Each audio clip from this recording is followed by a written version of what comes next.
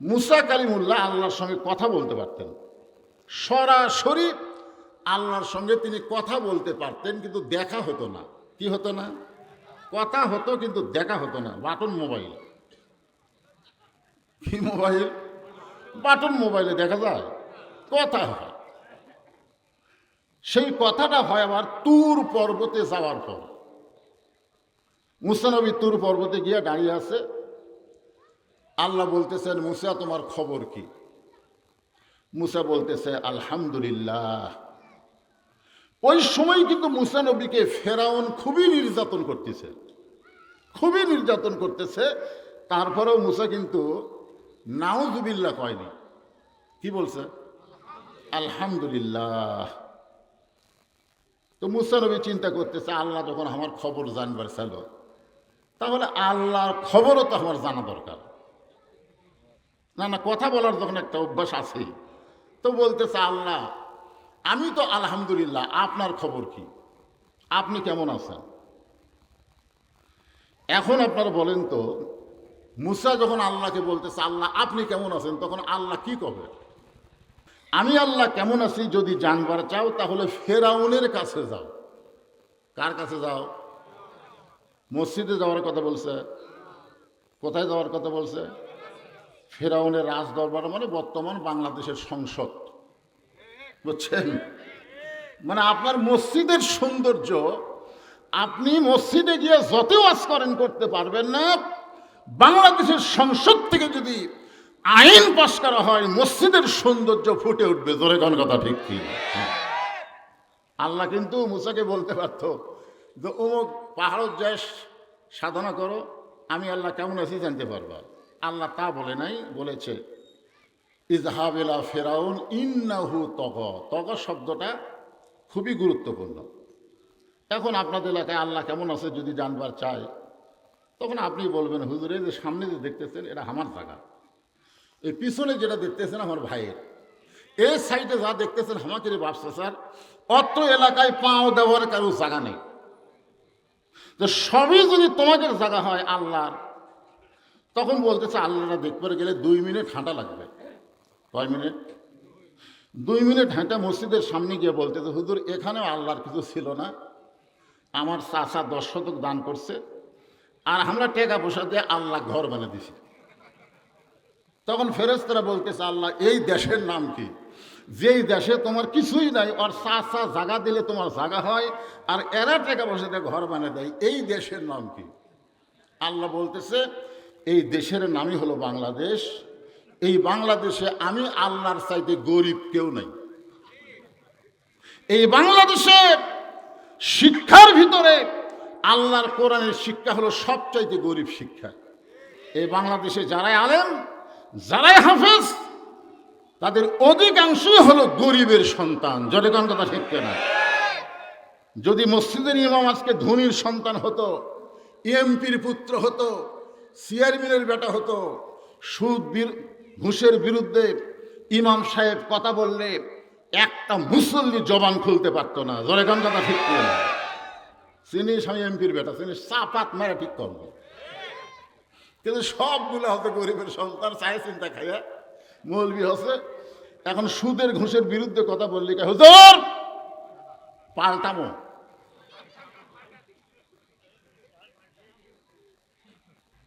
তো মুসা নবী এখন দেখবার গেছে আল্লাহ কেমন আছে। কোথায়? ফেরাউনের দরবারে গিয়া দেখে ফেরাউন সিংহাসনত বসা বলতেছে 47 সালের আগে আমাকে নামাইকে। এর আগে এক ফেরাউনি ছিল, লেডি ফেরাউন, ও বলতো 41 সালের আগে নামাইকে। এখন আবার বেটা ফেরাউন আছে, বেটা ফেরাউন, বুঝলেন না? সিয়ারত বসে জিকির করতেছে আনা রব্বুকুমুল আলা, আমি হলাম সবচাইতে বড় আল্লাহ। আপনারা বলেন তো মুসা নবী কিছুক্ষণ আগে কার সাথে দেখা করে গেছে? কথা বলছে কার সাথে? তাহলে আল্লাহর সাথে এখনই কথা বলে যাই যদি ভেজাল দেখে, তাহলে মুসা নবীর অবস্থা কি হবে?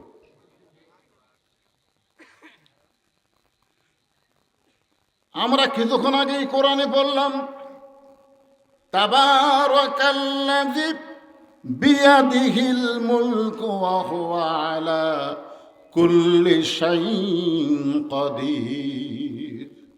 গোটা পৃথিবীর রাজত্ব, মালিকানা, প্রভুত্ব একমাত্র কার হাতে? সমস্ত ক্ষমতার মালিককে। মাশাআল্লাহ, এটাকে আপনার বিশ্বাস করে কইছেন? মাশাআল্লাহ। তাহলে চাষটলে কি গল্প করতেছেন? না না, সেটা না, আমার নিজের কানে শোনা। আগে ক্ষমতায় আওয়ামী লীগ ছিল, এখন ক্ষমতায় বিএনপি। কোন ইমানদার যদি বলে আগে আওয়ামী লীগ ক্ষমতায় ছিল, এখন বিএনপি ক্ষমতায়, বলা মাত্রই সে মুশরিক হয়ে যায়। নতুন করে তাকে তওবা করে কলেমা না পড়া পর্যন্ত মুসলমান হবে না। কারণ কোন দল ক্ষমতায় থাকে না, ক্ষমতায় থাকে আমার আল্লাহ। জোরে কোন কথা ঠিক কিনা? এই ডোনাল্ড ট্রাম্প তো খুবই ক্ষমতার অহংকার দেখালো। একেবারে ইরানকে বললো এতদিনের মধ্যে হরমুজ প্রণালী খোলা না দিলে বোম্বিং করে সব শেষ করে দেব। ইরান বলল ঠিক আছে, ঘোষণা করলো তোমাদের যত জাহাজ আছে আমাদের ইরানের সব জাহাজ হরমুজ প্রণালীতে নিয়ে যাও। সমস্ত জাহাজ যখন হরমুজ প্রণালী দখল করলো, তখন ট্রাম্প নিজেই বলতেছে আপাতত যুদ্ধ স্থগিত করা হলো। খেরে টেরাম, ক্ষমতা তোর হাতে, জাগা মতো মার খাবি। ওর ঢপ দেখলে কি মনে হয়? ওর চেহারা দেখলে কিন্তু মনে হয় হায় হায়।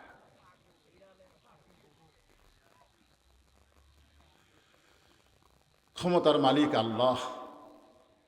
মুসা নবী হাত চুলকাচ্ছে, এভাবে হাত চুলকাচ্ছে। হাত চুলকানোর কারণ হলো চট দেওয়ার অভ্যাস আছে, তাও ডান হাতে দেয় না, বাম হাতে দেয়।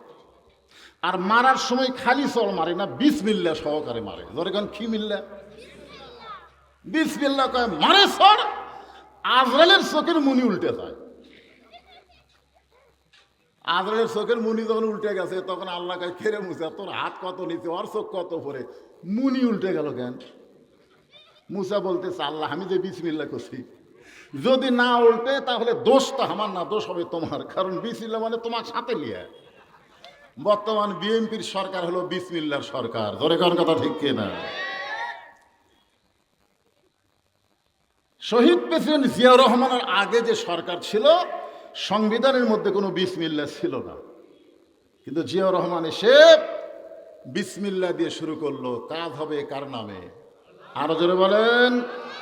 ইসলামী মূল্যবোধের সরকার প্রতিষ্ঠা করলো, যার কারণে শহীদ জিয়াকে দেখে ভারতের সেই সময়ের প্রধানমন্ত্রীরা কাপড়ে পেশাব করত। কোনোদিনও মাথা নিচু করেনি, চোখ তুলে বলছে ভারত বেশি কেওয়াজ করলে। মাশাআল্লাহ। বিসমিল্লাহ বলে সব কাজে শুরু করবেন, কাজ শেষ হলে আলহামদুলিল্লাহ বলবেন, বুঝবেন এই কাজ হলো ইবাদত। জোরে কান সুবহানাল্লাহ। যেই কাজের শুরুতে কি আছে? বিসমিল্লাহ আছে, সেই কাজের শেষে আলহামদুলিল্লাহ আছে। আল্লাহ বললেন উদউ ইলা সাবিলি রাব্বিকা বিল হিকমা। মুসা, তোমাকে আমি ফেরাউন মারার জন্য পাঠাই নাই, আমি আল্লাহ কেমন আছি দেখার জন্যে। তো মুসা বলতেছে আল্লাহ তাহলে এখানে আমার করণীয় কি? বলে এখানে তোমার করণীয় হলো তুমি হকটা বাতিলের সামনে প্রকাশ করো। হকটা হলো লা ইলাহা ইল্লাল্লাহু মুসা কালিমুল্লাহ। সঙ্গে সঙ্গে মুসা নবী বললেন লা ইলাহা ইল্লাল্লাহু মুসা কালিমুল্লাহ। সঙ্গে সঙ্গে ফেরাউন লাভ দিয়ে উঠছে, সিয়ারও তার বসে নেই। লাভ দিয়ে উঠে বলতেছে মুসা তোর আল্লাহর জিকির করবি, তোর আল্লাহর জাকাত যা, আমার রাজত্বের মধ্যে তোর আল্লাহর জিকির চলবি না। বলেন তো কথাটা কেমন মারাত্মক? তোর আল্লাহর জিকির করবি, তোর আল্লাহর জাকাত যা, আমার রাজত্বের মধ্যে তোর আল্লাহর জিকির চলবে না। মুসা নবী বলতেছে তাহলে জাগা বাঁটিয়ে দে। বাঁটে দেওয়া বোঝেন না, তোর কতটুকু আল্লাহর কতটুকু বাঁটিয়ে দিয়ে। তো বর্তমানে বাংলাদেশে আল্লাহর জায়গা বাঁটা শুরু হয়ে গেছে। আপনাদের এই গ্রামের মধ্যে আল্লাহর খুব একটা জায়গা নাই, ওই মসজিদে আল্লাহর আছে। ধরে কোন কথা ঠিক না? মুয়াজ্জিন যখন আজান দেয়, আজান শোনার পরে কে কোন দল করে এটা খেয়াল করে না, নামাজি যারা সবাই মসজিদের মধ্যে প্রবেশ করে। ধরে কোন কথা ঠিক কিনা? আপনারা বলেন তো, আওয়ামী লীগের মধ্যে যারা নামাজি তারা মসজিদে যায় না?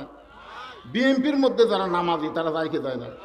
জামাত ইসলাম, তাবলিগ, পীর মুরিদি যারা নামাজি আজান শোনার পরে তারা কেউ আর ভিন্ন দল করে না, সবাই এক মসজিদের মধ্যে ঢুকে যায়। ধরে কোন ঠিক কিনা? দেখবেন আপনারা মসজিদের মধ্যে ঢুকে আওয়ামী লীগ সামনে কাতার, বিএনপি দ্বিতীয় কাতার, জাতীয় পার্টি তৃতীয় কাতার, যুদ্ধাপরাধী জামাত চতুর্থ কাতার। এইরকম কোনো মসজিদ দেখছেন? বরং আমরা নিজের চোখে দেখা, আওয়ামী লীগের ডান পাশে জামাত, জামাতের বাম পাশে বিএনপি, বিএনপি একটু পিছনে গেছে, আওয়ামী লীগ একটু সামনে গেছে, মানে কাতারের লাইন ছাড়া একটু সামনে গেছে, বিএনপি একটু পিছনে। জামাত ইসলাম ওকে হাত ধরে টান মারতেছে, ও পিছনে ঠেলতেছে। আওয়ামী লীগ বলতেছে না কেন টানিসকে, বিএনপিও বলে না কেন ঠেলিসকে, এই কথা কয় না, কারণ জানে জামাতে নামাজ পড়বার গেলে কাতার সোজা করা লাগবেই। জোরে কোন কথা ঠিক কিনা? এখন কাতার সোজা হয়ে ঘড়ির দিকে টাকা দেখতেছে, নামাজের সময় হচ্ছে কিন্তু ইমাম নাই। এর সময় হয়ে গেল, ইমাম নাই, এখন সামনে কে যায়? জামাত ইসলাম লরম মানুষ তো, ভদ্র মানুষ, আওয়ামী লীগকে বলতেছে ভাই তুমি সামনে যাও। তাই ভাই রে, আমি মাঝে মধ্যে নামাজ পড়ি রে, কিন্তু সামনে যাই না। বিএনপিকে বলতেছে ভাই তুমি সামনে যাও, আমি খুব পারলে আকামত পারি, কিন্তু ওই জায়গায় যাওয়ার পারি না। এ তাহলে আমরা তিনজন কে যাবি? আওয়ামী লীগ ঠেলা মারা সামনে যা। তখন বলে ভাই আমি কিন্তু জামাত করি। আরে পাগলা, মসজিদের মধ্যে আওয়ামী লীগ বিএনপি জামাত না, আমরা সবাই ভাই ভাই। জোরে কোন সুবহানাল্লাহ। যেই মসজিদের মধ্যে গেলে 14 দল 20 দল ভাঙ্গে সবাই এক কাতার হয়, আজকে সেই মসজিদের উন্নয়ন করবে মাহফিল। জোরে কোন কথা ঠিক কিনা? এক মসজিদে পরে সমস্ত মুসলমানকে এক দল করতে, এক দল। দাম বেশি কার, ভিতরের না বাহিরের? ভিতরের দাম বলতে, সামনে কাতার পুরা হচ্ছে না, একজন মুসল্লি লাগবে, এসপির পাশে ফাঁকা। এসপি দেখে একটা মুসল্লি হলে কাতার পুরা হয়। দরজার দিকে তাকা দেখে চকিদার পিছনে খাড়া হয়ে আস, দরজার বাইরে চকিদার খাড়া হয়ে আস। এসপি বলতে চাই, চকিদার বলে না স্যার। এসপি বলে আয়, চকিদার বলে না স্যার আপনি এসপি, আমি চকিদার। এসপি বলতেছে ওটা বাইরের কথা, তুই চকিদার আমি এসপি, এটা হলো বাহিরের কথা, ভিতরের কথা আয়। চকিদার তাও ভয় যায় না, এসপি কাতার ছাড়িয়া চকিদার হালকে তো ডাকিস, তুই যাই না, কাছে নিয়ে না বলতেছে আমার খাড়া হ। চকিদার আধাত পিছনে খাড়া হয়। এসপি বলতেছে পাগলা, আমার পায়ের গোড়ালির সঙ্গে গোড়ালি মিল করে দাঁড়া। বলে স্যার আমি চকিদার। আবার চকিদার। চকিদার এসপি বাহিরের কথা, ভিতরের কথা আমরা দুই ভাই, আমাদের মধ্যে কোনো বিভেদ নাই।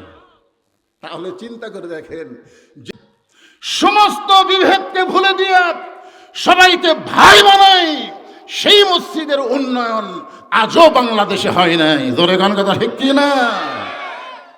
আপনাদের এই অমৃতপাড়া কেন্দ্রীয় মসজিদ তেমন একটা মসজিদ হোক, এটাকে আপনারা চান না?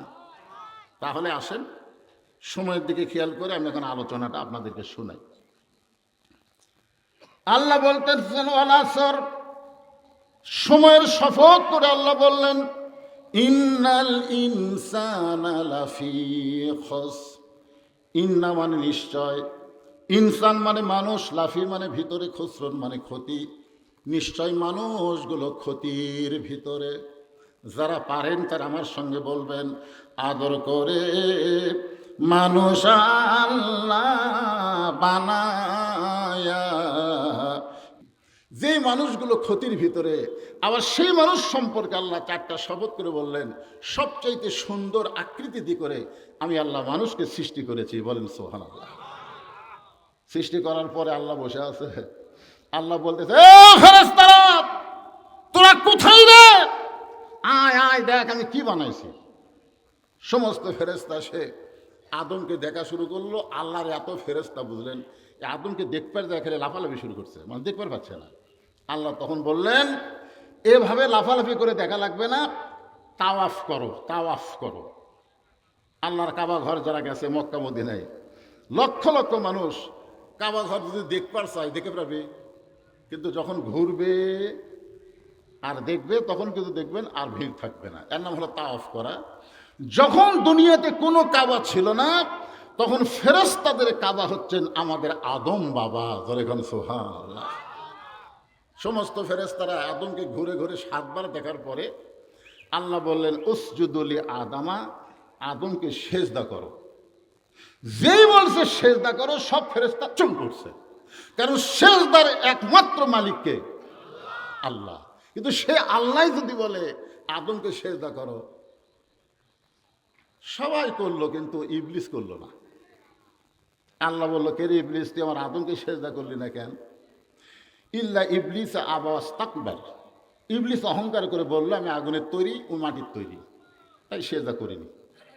আল্লাহ বলেন বের হয়ে যা, আমার রহমতের মধ্যে হেদাতের মধ্যে তোর আর কোনো জায়গা নাই, বের হয়ে যা। ইবলিস বের হওয়ার সময় বলতেছে আল্লাহ 6 লক্ষ বছর আপনাকে সেজদা করলাম আর একটা সেজদা আদমকে করলাম না, তাহলে একটা সেজদা না করলে আমার 6 লক্ষ বছরের সেজদার খবর কি? আল্লাহ বলতেছে ইবলিস শোন, আমি আল্লাহ আদমকে এত ভালোবাসি আমার নিজের চাইতেও অনেক বেশি। কথাটা গুরুত্ব দিয়ে শুনবেন। আল্লাহ বলতেছে ইবলিস আমি আল্লাহ আদমকে এত ভালোবাসি আমার নিজের চাইতে অনেক বেশি, একটা সেজদা না করার কারণে তোর 6 লক্ষ বছরের সেজদা আমি আল্লাহ বাতিল করে দিয়েছি। সুবহানাল্লাহ কবেন না? তাহলে চিন্তা করেন মানুষকে আল্লাহ ভালোবাসে কম না বেশি? কত বেশি? অনেক বেশি না। আল্লাহ তার নিজের চাইতেও বেশি ভালোবাসে মানুষকে। এই মানুষ আবার পুরুষও আছে নারীও আছে, মাঝে মধ্যে 2-1টা হিজড়াও দেখা যায়। কিছুদিন আগে আমার কাছে একটা লোক একটা চিঠি লেগেছে, হুজুর পুরুষ মানুষ মারা গেলে আমরা 3 কাপড় দিই, নারী মারা গেলে আমরা 5 কাপড় দিই, তো হিজড়া মরলে কয় কাপড়? তা আমি ওয়াজে বললাম ভাই আমি আমার জীবনে এখন পর্যন্ত হিজড়া মরা দেখিনি, তো যেটা মরাই দেখিনি ওর কাপড় কয়টা আমি কিভাবে জানবো? আচ্ছা আপনাকে এলাকার কোনো হিজড়া মরিছে? আসলে কি হিজড়া নাই নাকি? তো এরা মরে না, ওরাই অমৃত। হ্যাঁ খুবই গুরুত্ব। কিন্তু এই মানুষের মধ্যে ইনসানের মধ্যে পুরুষ নারী হিজড়া সব মানুষে আছে, আর সমস্ত মানসিক ক্ষতির ভিতরে একথা আল্লাহ বললেন।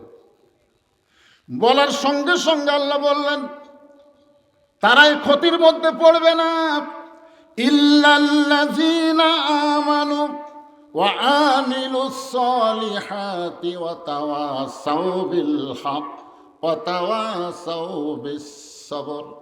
এই 4টা বিষয় কয়টা? যাদের ভিতরে থাকবে তারা ক্ষতির মধ্যে পড়বে না।